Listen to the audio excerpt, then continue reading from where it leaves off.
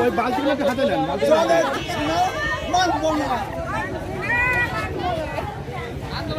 জল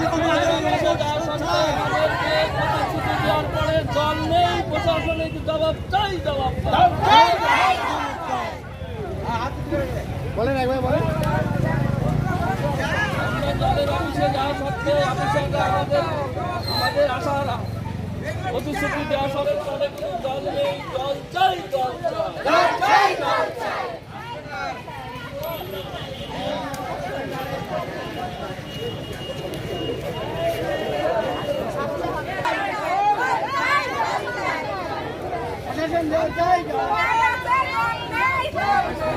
আমরা মিথ্যা আশ্বাস মানছি না, মানব না। অবিলম্বে জল চাই, জল অবশ্যই দিতে হবে।